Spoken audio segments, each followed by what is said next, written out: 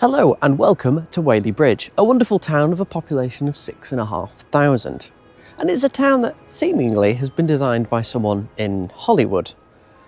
Now I say that because right in the middle of the town is a reservoir and a dam.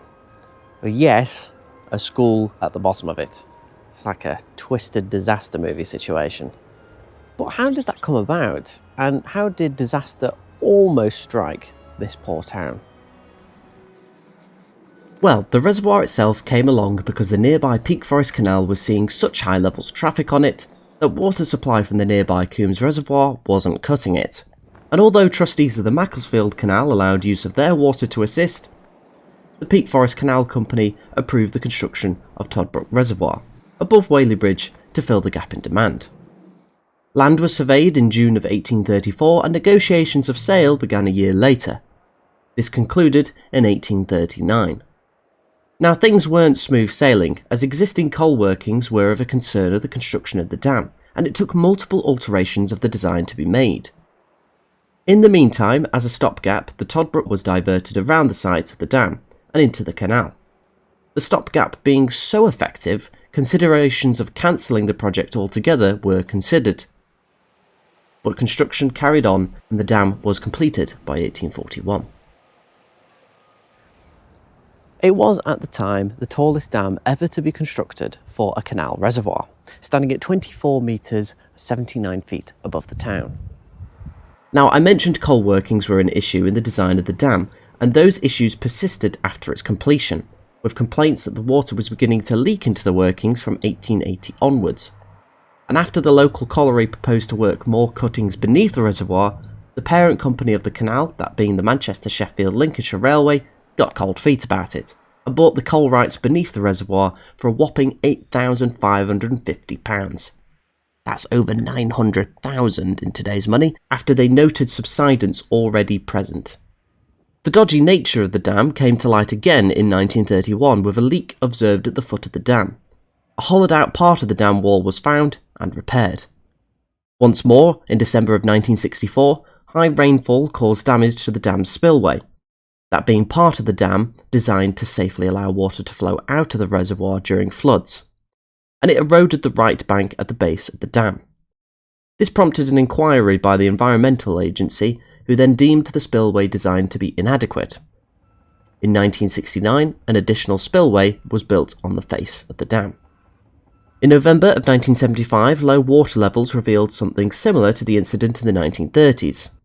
A hollowed out section in the wall 4 metres wide, partially filled in with silt, and weirdly, a tree.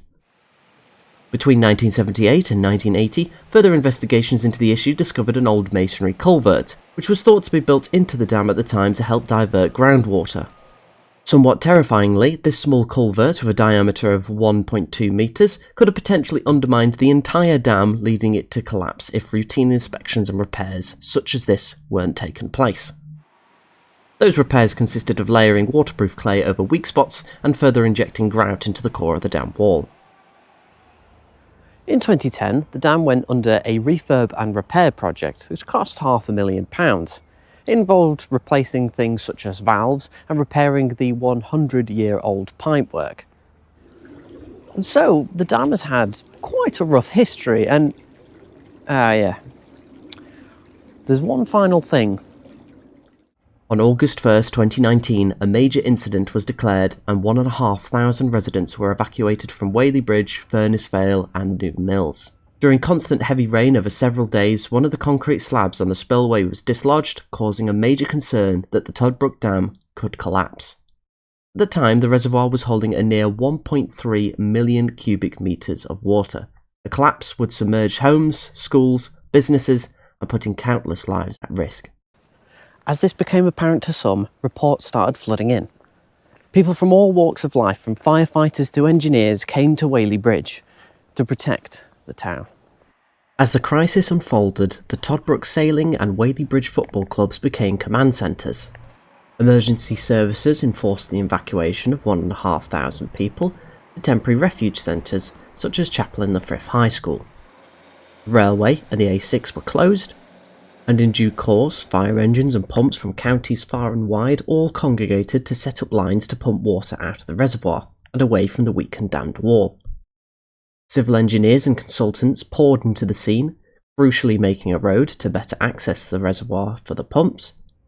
And as the scene develops, better pumping equipment was set up, with 11 large pipes and pumps that can shift an immense 200 litres per second. Of course, media flocked in to capture the event as it took place, even with the Prime Minister at the time, Bojo, well, it's looking dodgy but stable. Came and have a gander. And all eyes were on Whaley Bridge.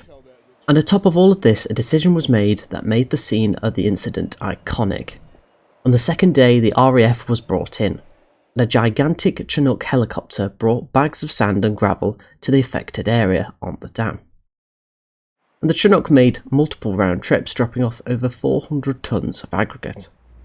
This aggregate was later grouted together with concrete to help them bind together to help support the spillway. And after 6 days of pumping, the water level of the reservoir was reduced by 9 metres, and people could return to Whaley Bridge. Following this, the water level was reduced to a further 12 metres below the normal level.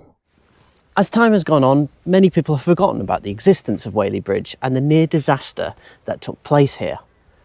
But Whaley Bridge, they experienced a crisis of crumbling infrastructure and climate change in one fell swoop. And it's a pretty damning sign of what's to come if we don't do anything about either. Speaking of, what is being done? Well, the dam is in fact staying. It will be increased in height, which confuses me a little given we know it's a weak structure, but alas. A new spillway will be constructed and the old one grassed over, all due to be completed for £15 million and in late 2024. Right, well, the last time I checked it's 2025 now. I see.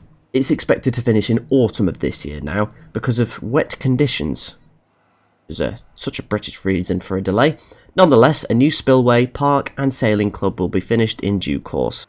We can only hope that with this, it can withstand our changing climate and keep Whaley Bridge safe and dry. Now, before we end the video, it is important to acknowledge the many great people who risked their lives to assist Whaley Bridge in its time of need. Everyone from emergency service members, engineers, those in the RAF, Environment Agency staff and locals who volunteered to assist and feed the small army that were looking after the town's future. Well, that's pretty much it. Thank you very much for watching. I hope you've enjoyed. Enjoy the week, whatever it is that you get up to. And until next time, ta-ra. I'm going to walk this way.